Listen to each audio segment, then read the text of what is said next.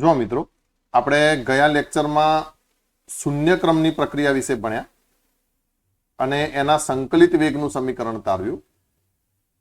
આજે આપણે પ્રથમ ક્રમની પ્રક્રિયા માટે સંકલિત વેગનું સમીકરણ તારવીશું. તો પ્રશ્ન છે પ્રથમ ક્રમની પ્રક્રિયા માટે સંકલિત વેગ સમીકરણ, જેને વેગ અચળાંકનું સમીકરણ પણ કહે છે, ના સૂત્રો તારવો. હવે તમને ખ્યાલ છે પ્રથમ ક્રમની પ્રક્રિયા મતલબ વિકલન વેગ સમીકરણમાં સાંદ્રતાનો કેટલો ઘાત હશે? 1 ઘાત હશે. એટલે કે એવી પ્રક્રિયા કે જે સાંદ્રતાની 1 ઘાતના સમપ્રમાણમાં હોય એને આપણે શું કહેશું? પ્રથમ ક્રમની પ્રક્રિયા. બરાબર. તો શૂન્ય ક્રમની પ્રક્રિયાની જેમ જ આપણે પ્રથમ ક્રમની પ્રક્રિયા કોને કહેવાય એની વ્યાખ્યા આપીશું. તો વ્યાખ્યા છે, જે પ્રક્રિયાનો વેગ પ્રક્રિયકની સાંદ્રતાના 1 ઘાતાંકના સમપ્રમાણમાં હોય છે તેને પ્રથમ ક્રમની પ્રક્રિયા કહે છે. બરાબર. હવે આ થઈ પ્રથમ ક્રમની પ્રક્રિયા. તો આ પ્રક્રિયા માટે વિકલન વેગ સમીકરણ કેવી રીતે લખાય? તો જુઓ, અહીંયા હું કહીશ, આવી કોઈ પ્રક્રિયા R gives P માટે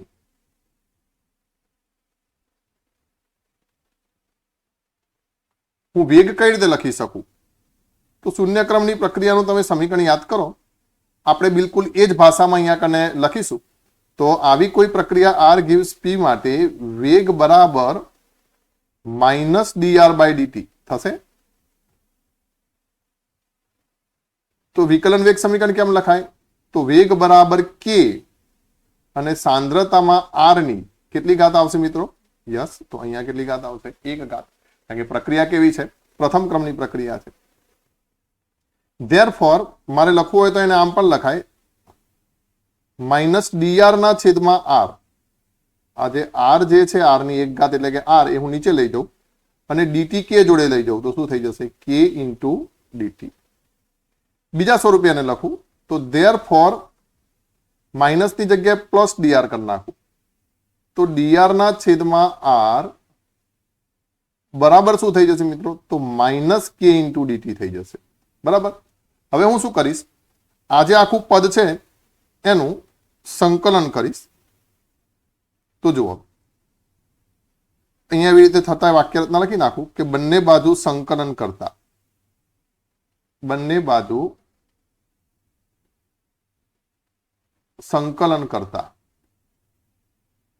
શું મળશે મિત્રો? જે ગણિત વાળા સ્ટુડન્ટ હશે એને ખબર હશે કે આ dr ના છેદમાં r, આ જે છે ને dr ના છેદમાં r, એનું સંકલન શું થશે મિત્રો? તો ln r એ રીતનું થશે. જીવ વિજ્ઞાનના વિદ્યાર્થીઓને જો ખ્યાલ ના હોય તો તેઓ આટલું સ્ટેપ યાદ રાખી લેશે કે dx/x નું સંકલન ln x થાય. એ રીતે dr ના છેદમાં r નું સંકલન ln r થશે. અને અહીંયા કને -kt વત્તા સંકલન અચળાંક મારે મૂકવો પડશે i. આને આપી દઉં છું હું સમીકરણ નંબર 1. નીચે ઉલ્લેખ કરી નાખું કે જ્યાં i બરાબર શું છે? સંકલન અચળાંક. બરાબર. તો એક આટલું સ્ટેપ તમે યાદ રાખજો. હવે i નું મૂલ્ય કેવી રીતે શોધી શકાય? તો t બરાબર 0 સમયે પ્રક્રિયકની સાંદ્રતા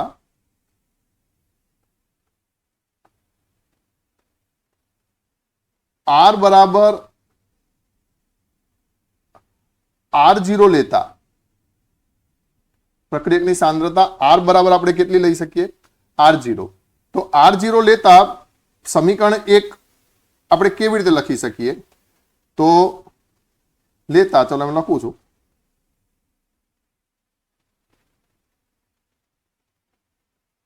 ln R0. ધ્યાન રાખજો, સમીકરણ 1 લખું છું. સમીકરણ 1 માં શું થશે? તો ln r છે એની જગ્યાએ હું શું લખું છું? ln R0 બરાબર -k. હવે t બરાબર કેટલા છે? તો 0 છે અને વત્તા કેટલા થશે? i થશે. તો therefore અહીંયા મને i બરાબર કેટલા મળશે મિત્રો? તો ln R0 મળશે. બરાબર. હવે આ કિંમત જે છે એને શેમાં મૂકી દઈશું? ને 1 માં મૂકતા તો આ કિંમતને જો હું 1 માં મૂકીશ તો મને શું મળશે? તો જુઓ અહીંયા મને મળશે ln r બરાબર માઇનસ kt અને વત્તા i ની જગ્યાએ હું મને શું મળી જશે? ln r0 બરાબર. આ છે કે નાખું પરથી લખું, એની જગ્યાએ મને શું મળશે? ln r0. તો આ જે સમીકરણ થયું એ આપણું સંકલિત વેગનું સમીકરણ થયું. અને આ સંકલિત વેગનું સમીકરણ જે છે એનું સ્વરૂપ આપણે કહીએ તો મિત્રો આ y બરાબર mx પ્લસ c સ્વરૂપનું છે. બરાબર. તો આ ln r0 હવે હું હજી એને કન્ટિન્યુ કરું છું આગળ. k ના સ્વરૂપમાં આપણે લખીએ, k ને સૂત્ર કરતા બનાવીએ. તો ધેરફોર kt બરાબર શું લખાશે? તો kt બરાબર લખાશે મિત્રો ln r0 minus ln r. આટલું થશે ને. ધેરફોર kt બરાબર હું ln ને કોમન કાઢી નાખું તો હું શું લખી શકું? r0 ના છેદમાં r. આ સ્ટેપ ખબર પડી ને મિત્રો? આ ln છે વાસ્તવમાં શું છે? લોગ છે. એને કોમન લઈ લીધો તો લોગ કેવું વિધેય છે? માઇનસ ને શેમાં? લોગ જે છે એ ભાગાકારને માઇનસમાં ફેરવે તો લોગ કોમન કાઢ્યો તો માઇનસ શેમાં આવી ગયા? ભાગાકાર. બરાબર. તો અહીંયા મળશે મને kt બરાબર ln r0 બાય r. ધેરફોર k બરાબર મને શું મળશે? તો 1/t ln r0 ના છેદમાં r મળશે. આને કહી દેશું સમીકરણ નંબર 3. અને ધેરફોર આ ln ની જગ્યાએ લોગ લખવું હોય તો મારે કેટલા વડે ગુણવા પડે? 2.303 વડે ગુણવા પડે. એટલે બરાબર શું થશે? k બરાબર 2.303 છેદમાં t. ln ની જગ્યાએ હું શું લખીશ હવે? લોગ r0 ના છેદમાં r. આને આપી દઈશું સમીકરણ નંબર 4. તો ધ્યાન રાખજો અહીંયા કને મિત્રો કયા કયા સમીકરણો. તો જો આ એક સમીકરણ નંબર 1, એ પણ સંકલિત વેગ સમીકરણ છે. અને આ કયું સ્વરૂપ છે? તો અહીંયા હું લખી દઉં છું y બરાબર mx પ્લસ c સ્વરૂપ. પરીક્ષામાં આલેખ દોરવાનું પૂછે તો એ y બરાબર mx પ્લસ c સ્વરૂપમાંથી આપણે આલેખ દોરી શકીશું. પછી બીજું આ પણ વેગ અચળાંકનું સમીકરણ થશે અથવા તો કોનું? સંકલિત વેગ સમીકરણ થશે મિત્રો, k ના છેદમાં 1/t વાળું. અને એ જ રીતે ત્રીજા નંબરમાં આ પણ સંકલિત વેગ સમીકરણ થશે. બરાબર. મેન આ છેલ્લું જે સમીકરણ મેં લખ્યું છે એ તમારે ખાસ યાદ રાખવાનું છે. આમ તો આખી થિયરી જ અગત્યની છે પણ આ સમીકરણ ખાસ યાદ રાખવાનું છે કારણ કે આ સમીકરણથી આપણે શું ગણીશું મિત્રો? દાખલા ગણીશું. બરાબર. તો અહીંયા છેલ્લે અંતમાં એક ફોર્માલિટી આપણે પૂરી કરી નાખીએ. કઈ ફોર્માલિટી? તો વાક્ય રચના છેલ્લે એવી લખી નાખીએ કે સમીકરણ 2, 3 અને 4 ખ્યાલ છે ને? અંતિમ વિધાન 2, 3 અને 4 માગેલા સમીકરણ છે. સમીકરણ 2, 3 અને 4 માગેલા સમીકરણ છે. બરાબર. તો આ પણ એકદમ મોસ્ટ એમબી પ્રશ્ન છે. દરેક વિદ્યાર્થી આ પ્રશ્ન તૈયાર કરી નાખવાનો છે અને શૂન્યક્રમની પ્રક્રિયાની જેમ જ મને જેમ લખીને મોકલ્યો હતો એમ તમારે લખીને આ મોકલવાનું છે.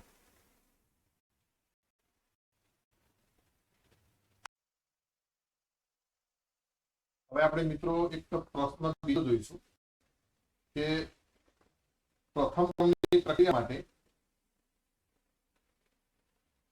આલેખ દોરી તેના ઢાળ અને આંતરછેદ દર્શાવો. આલેખ આધારિત તમને એમસીક્યુ ઘણી વખત પૂછાય છે અને એમાં પણ એમસીક્યુમાં આલેખનો ઢાળ શું છે એ વારે ઘડીએ પૂછાતું હોય છે. એટલે આપણે જે પ્રથમ ક્રમની પ્રક્રિયા માટે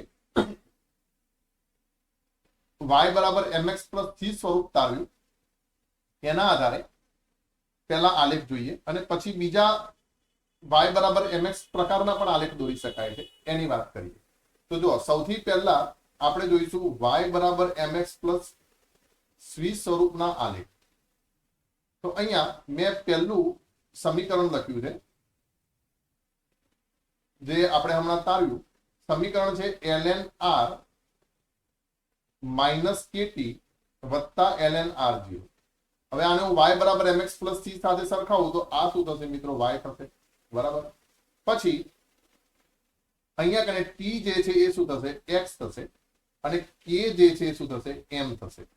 અને વત્તા આ જે મળ્યો ln r0 એ શું થશે? c. હવે તમને મિત્રો ખબર છે કે y બરાબર mx પ્લસ c સ્વરૂપના આલેખમાં આ જે m છે એ કોનું મૂલ્ય દર્શાવે છે? ઢાળનું મૂલ્ય દર્શાવે છે. અને c જે છે એ કોનું મૂલ્ય દર્શાવે છે? તો આંતરછેદનું મૂલ્ય દર્શાવે છે. બરાબર. આ તમે જાણો છો. તો આના આધારે આપણે સૌથી પહેલા કયો આલેખ દોરી શકીએ? તો જો મેં પહેલા આલેખના ફોર્મેટ અહીંયા કને મૂકી દીધા છે. તો y બરાબર mx પ્લસ c સ્વરૂપનો અહીંયા કને હું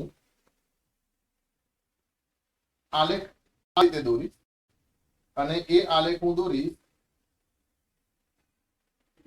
ln r વિરુદ્ધ p નો આલેખ દોરીશ. બરાબર. ln r વિરુદ્ધ p નો આલેખ. તો સ્વાભાવિક છે અહીંયા x અક્ષ ઉપર મારે શું લેવું પડશે? અરે સોરી, y અક્ષ ઉપર શું લેવું પડશે? ln r લેવું પડશે, જે ઉપરની તરફ વધે છે એવું બતાવીશું. અને બીજા નંબરમાં x અક્ષ ઉપર હું લઈશ સમય t. હવે આ આલેખ છે, એમાં તમે આલેખ કેવો મળે? સીધી રેખા મળે y બરાબર mx પ્લસ c સ્વરૂપનો. અને એમાં તમે સમીકરણમાં જુઓ આ માઇનસ kt આપેલા છે. બરાબર. મતલબ આલેખનો ઢાળ જે છે એ કેવો થશે? ઋણ થશે. તો આવી રીતે અહીંયાથી મને આ ઋણ ઢાળ વાળો આલેખ મળશે, જ્યાં હું આ એનો ઢાળ બતાડું છું. અને આ જે મિત્રો ઢાળની વેલ્યુ જે થશે, તો એમ મિત્રો શું બતાવે? ઢાળની વેલ્યુ બતાડે છે. તો માઇનસ કે જે છે એ કોની વેલ્યુ બતાવશે? ઢાળની વેલ્યુ બતાવશે. અને આ જે આંતરછેદ છે, બોલો આંતરછેદ શું થશે?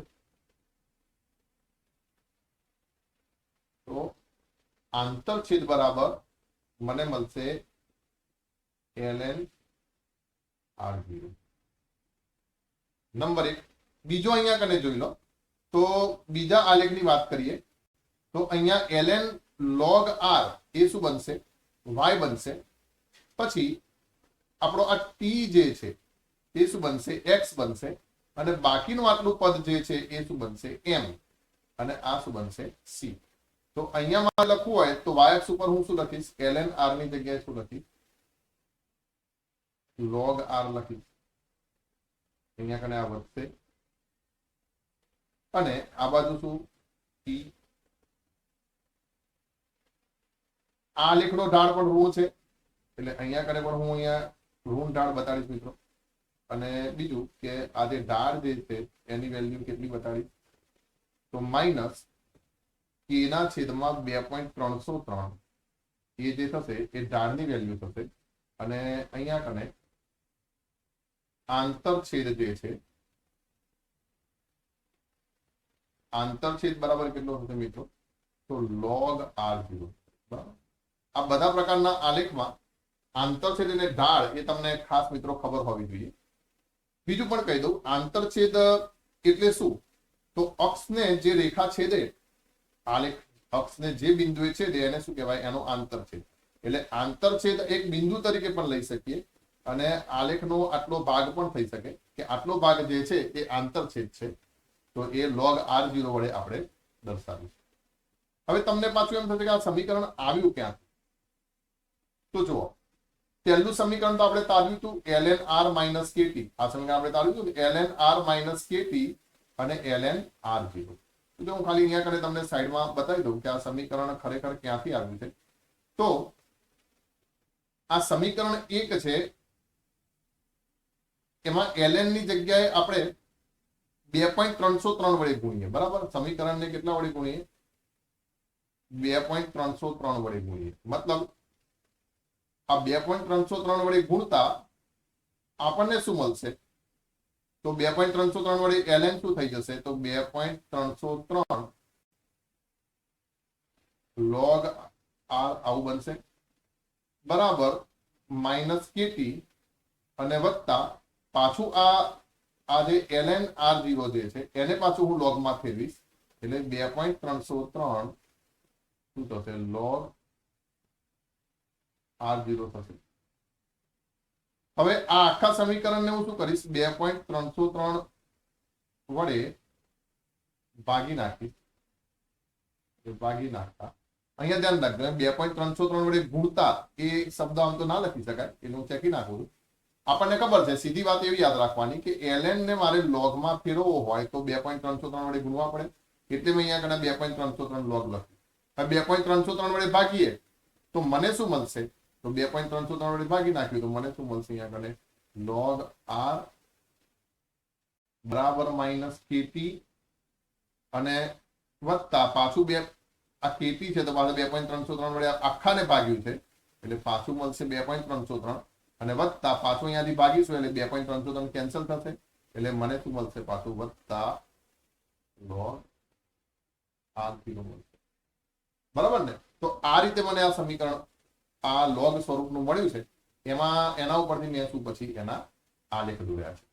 બરાબર. હવે આ તો થઈ વાત y બરાબર mx પ્લસ c સ્વરૂપના આલેખની. હવે બીજા નંબરમાં આપણે જોઈશું y બરાબર mx પ્રકારના આલેખ.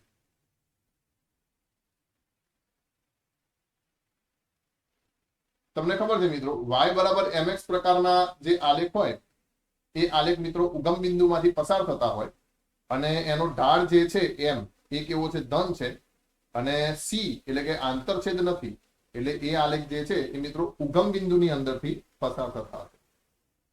આમાં કેટલા બધા આલેખો તમે અત્યાર સુધી દોરેલા જ છે, જેમ કે વેગનો અંતર ભાગ્યા સમયનો આલેખ. એ આલેખ પણ કેવો છે મિત્રો? y બરાબર mx પ્રકારનો આલેખ છે. જેમ કે આ આલેખને હું છે નીચે લઈ લઉં તો જુઓ, અહીંયા કને હું એક સમીકરણ લઈશ અને સમીકરણ ઉપરથી એ આલેખ દોરીશ. જેમ કે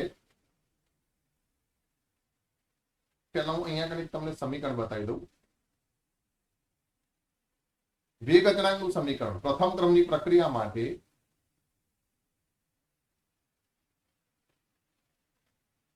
વેગ અચળાંકનું સમીકરણ તમને ખ્યાલ છે માટે વેગ અચળાંકનું સમીકરણ તો હમણાં આપણે તાર્યું મિત્રો કે k બરાબર 1/t ln r0 ના છેદમાં r. હવે આને y બરાબર mx પ્લસ mx સ્વરૂપમાં ફેરવતા ને y બરાબર mx સ્વરૂપમાં લખીએ આપણે. y બરાબર mx સ્વરૂપમાં લખતા તો શું થશે?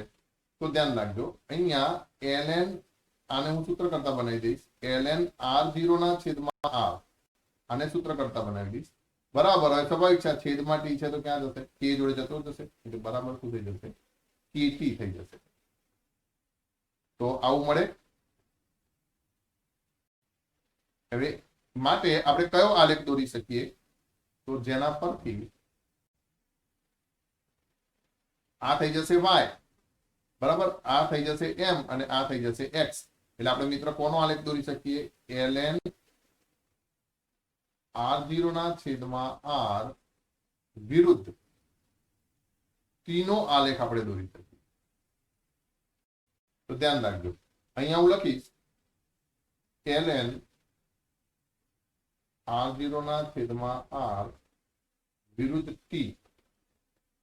હવે સમજો, અહીંયા ઢાળ એટલે કે k જે છે કેવો છે? ધન છે અને c નથી એટલે આ બિલકુલ ક્યાંથી પસાર થશે? ઉગમ બિંદુમાંથી પસાર થતી મને રેખા મળશે અને આ જે રેખા છે એનો મને જે ઢાળ મળશે મિત્રો એ શું મળશે? પ્લસ મળશે. ઢાળ જે મળશે એ મને કેવો મળશે? k મળશે. બરાબર. તો આવો એક આલેખ દોર્યો. એવું ને એવું સમજો, આપણે બીજો આ ln ની જગ્યાએ log વાળું પણ લખી શકીએ ને. તો જુઓ, બીજો આપણે એક આલેખ કેવો દોરી શકીએ?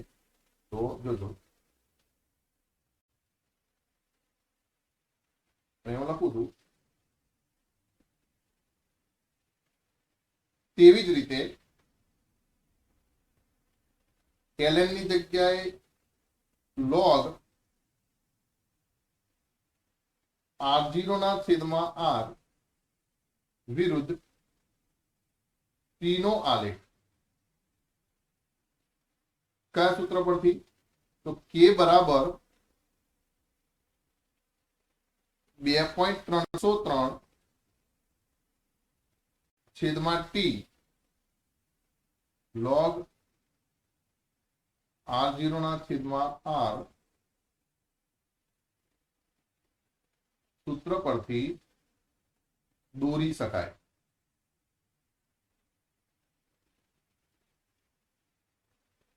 બરાબર ને? કારણ કે જો અહીંયા હું સૂત્ર કરતા બનાવીશ કોને?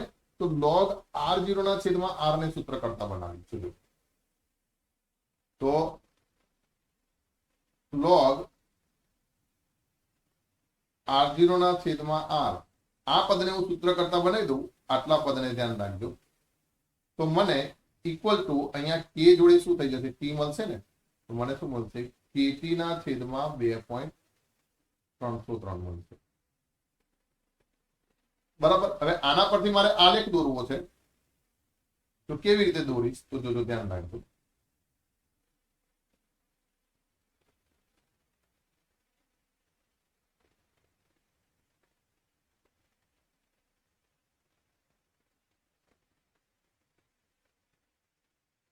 તમને મજા આવે કલર બી છે. આ કલર સારું લાગે. તો આ આલેખ હવે મારે દોરવો હશે. તો અહીંયા હું શું લખીશ? તો ધ્યાન રાખજો. અહીંયા લખીશ હવે હું log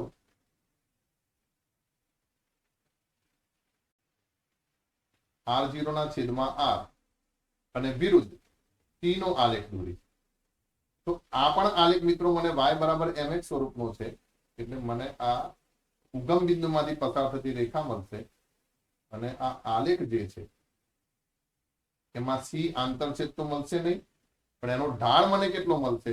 તો જો આ t અને આ y છે એટલે એના વિરુદ્ધ આપણે t નો આલેખ તો દોરી નાખ્યો. તો બાકીનું જે પદ થશે મિત્રો આટલું એ શું મળશે? મને ઢાળ મળશે. તો ઢાળ કેટલો મળશે? k ના છેદમાં 2.303. આ બધું મેં થોડુંક અસ્તવ્યસ્ત લખ્યું છે, પણ તમે નોટમાં વ્યવસ્થિત રીતે દરેક આલેખનો ઢાળ, આલેખનો પ્રકાર એ બધું મને લખીને તમારે મોકલવાનું છે. આ બધું એટલે કહું છું કારણ કે તમારી તૈયારી જોડે જોડે થતી રહે.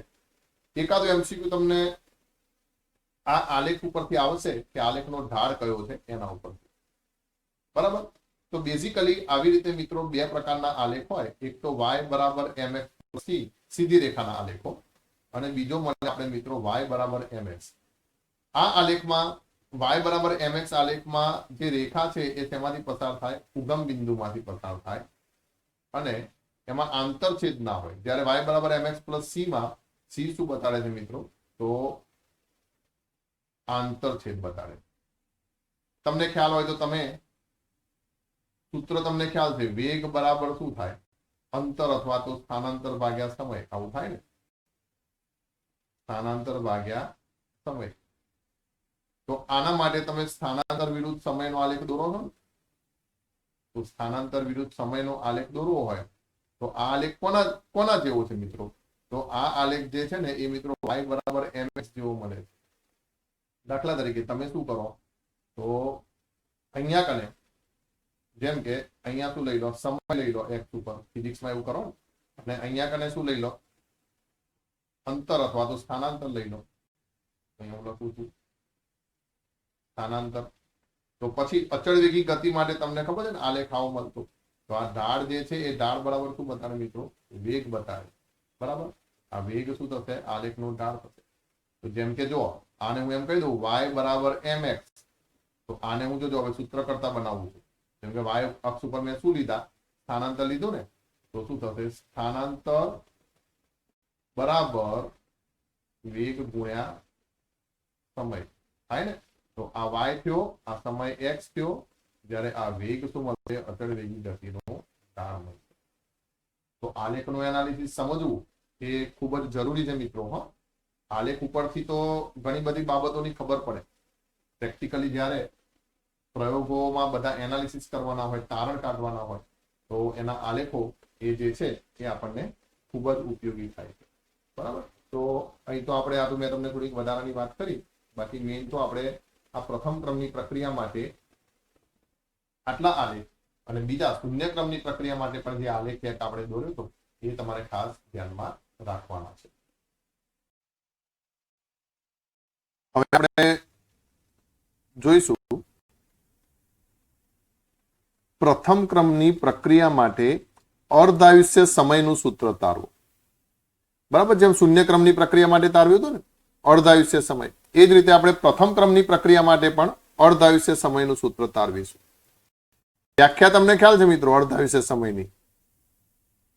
શું કહેશો? પ્રક્રિયકની મૂળ સાંદ્રતા, પ્રક્રિયકની મૂળ અથવા તો પ્રારંભિક સાંદ્રતા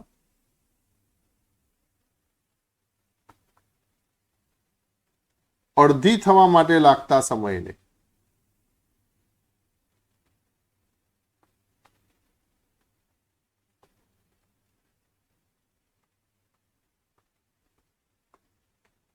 અર્ધ આયુષ્ય સમય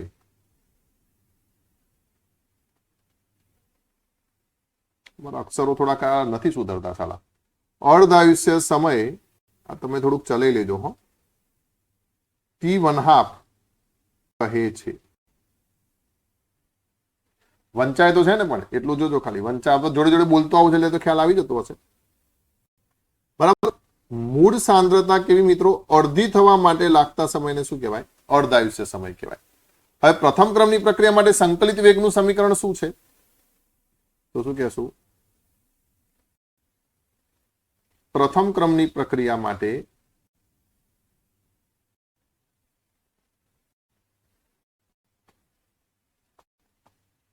વેગ અચળાંક કે બરાબર શું લખી શકીએ આપણે? તો હમણાં આપણે એનું સૂત્ર તાર્યું ને, વેગ અચળાંક કે બરાબર 2.303 ના છેદમાં ટી અને log R0 ના છેદમાં R. આવું લખીએ.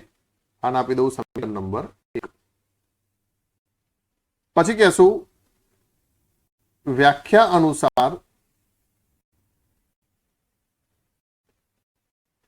સમીકરણ 1 માં R ને બદલે હું શું લઈ શકું? વ્યાખ્યા અનુસાર તો R ને બદલે હું મિત્રો લઈ લઈશ R0 બરાબર R0/2. કેમ? કારણ કે આપણે શું કીધું? પ્રક્રિયા અડધી થવા માટે લાગતો સમય છે ને વ્યાખ્યા. તો અડધી એટલે કેટલો થશે? R0/2 અને સમય જે t છે એને આપણે કયો સંકેત આપી દઈએ? T1/2 લેતા. તો શું લખી શકીએ? તો k બરાબર 2.303 છેદમાં શું થશે? T1/2 અને log R0 નો તો હું R0 જ મૂકી દઉં, બરાબર ને? અને છેદમાં R ની જગ્યાએ શું મૂકી દઉં? R0/2. હવે જો અહીંયા R0 કેન્સલ થઈ ગયા, છેદનો એક છેદ ક્યાં જતો રહે? અંશમાં જતો રહે. તો અહીંયા હું શું લખી શકું? તો therefore k બરાબર મને શું મળશે? એક કામ કરીએ, સીધું સૂત્ર કરતા બનાવી દઈએ આપણે. બરાબર, k નહીં પણ આપણે શું કરી નાખીએ? સીધું સૂત્ર કરતા બનાવી દઈએ. કોને? T1/2 ને. તો therefore T1/2 બરાબર 2.303. તો k ક્યાં જતો રહેશે? છેદમાં જતો રહેશે ને. k ગુણ્યા log કેટલા થઈ જાય? 2. તો therefore T1/2 બરાબર મને કેટલા મળશે? 2.303 છેદમાં k અને 2 નો log તો મિત્રો બધાને યાદ હોવો જોઈએ 0.3010. આ બંનેનો ગુણાકાર કરશો તો તમને કિંમત મળશે T1/2 બરાબર 0.693 ભાગ્યા k. આ શું થઈ ગયું? પ્રથમ ક્રમની પ્રક્રિયા માટે સંકલિત વેગનું સમીકરણ. બરાબર, જે માગેલું સમીકરણ છે. આને કાપી દઈએ સમીકરણ નંબર 2. જે માંગેલ સમીકરણ છે, સમીકરણ 2 ઉપર શું દર્શાવે છે? તો જુઓ, સમીકરણ 2 દર્શાવે છે કે પ્રથમ ક્રમની પ્રક્રિયા માટે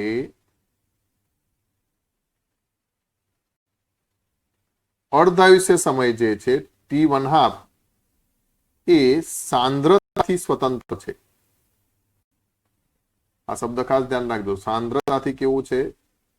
સ્વતંત્ર છે. કદાચ મારો ફોટો વચમાં નડતો હશે તો હું સહેજ એને ઉપર કરી લઉં. યસ, કેમ? કારણ કે સમજો, સાંદ્રતાથી નહીં, સોરી, પણ અહીંયા કને હું કયો શબ્દ ઉમેરી દઈશ? મૂળ સાંદ્રતાથી સ્વતંત્ર છે, એટલે કે શરૂઆતની સાંદ્રતાથી.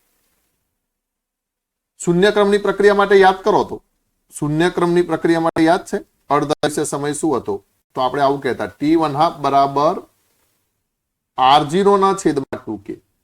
મતલબ શૂન્ય ક્રમની પ્રક્રિયા માટે આ જે t1/2 જે છે એ ચલે છે શું થાય? r0 થતું. જ્યારે અહીંયા આખું પદ 0.693 ભાગ્યા k માં જોઈ લો તમે, આખું પદ કેવું છે? અચળ છે, કારણ કે k પણ અચળાંક, 0.693 પણ અચળાંક. એટલે ખાસ યાદ રાખશું, પ્રથમ ક્રમની જે પ્રક્રિયા છે એના માટે મિત્રો જે t1/2 જે છે એને મૂળ સાંદ્રતા સાથે કોઈ લેવા દેવા નથી. બરાબર? એટલે આ વસ્તુ ખાસ યાદ રાખજો ને એના આધારે તમને MCQ પણ આવે છે. દાખલા તરીકે હું તમને એક MCQ પૂછું પ્રથમ ક્રમની પ્રક્રિયા માટે, જેવો આપણે શૂન્ય ક્રમની પ્રક્રિયામાં પૂછ્યો હતો, કાલનો વિડીયો યાદ કરજો. તો એવું ને એવું જો પ્રથમ ક્રમની પ્રક્રિયા માટે હું એમ કહી દઉં કે એક પ્રક્રિયામાં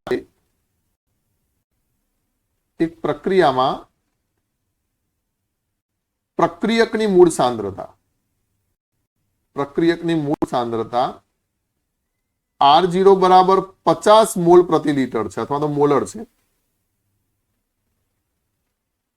થી ઘટીને 25 મોલર થતા 1 કલાક લાગે છે. ધ્યાન રાખજો, શું કીધું? સાંદ્રતા 50 મોલર થી ઘટીને 25 મોલર થતા કેટલો? 1 કલાક લાગે છે. તો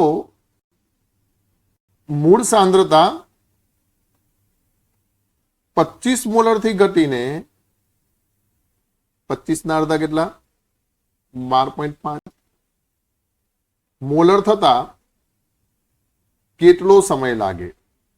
તો ઓપ્શન પાછા એના જ જે કાલે તમને આપ્યા હતા, એ ઇક્વલ ટુ 1 કલાક, ઓપ્શન બી લેસ દેન 1 કલાક, કે option C greater than, sorry પેલું ગ્રેટર દેન ને આ લેસ દેન કલાક. શું આવશે બોલો? યસ, જો તમે કાલનો વિડીયો શૂન્ય ક્રમની પ્રક્રિયા માટે જોયો હશે તો તમે તરત જ કહી દેશો અહીંયા ઇક્વલ ટુ 1 કલાક આવશે. કેમ? કારણ કે સમજો 50 માંથી 25 એટલે મૂળ સાંદ્રતા અડધી થઈ ગઈ, તો અહીંયા 25 માંથી 12.5 તો અહીંયા પણ મૂળ સાંદ્રતા કેવી થઈ ગઈ? અડધી થઈ ગઈ. પણ એને મૂળ સાંદ્રતા સાથે કોઈ લેવા દેવા નથી. જોઈ લો તમે સમીકરણની અંદર, સમીકરણ 2 માં આપણને દેખાય છે ક્યાંય પણ મૂળ સાંદ્રતાનો ઉલ્લેખ નથી. એનો સીધો મતલબ એમ થયો કે સાંદ્રતા ગમે તેટલી હોય પણ અડધી થવા માટે હંમેશા સમય કેવો લાગે? સરખો. જો પહેલા 1 કલાક લાગ્યો પછી 1 કલાક.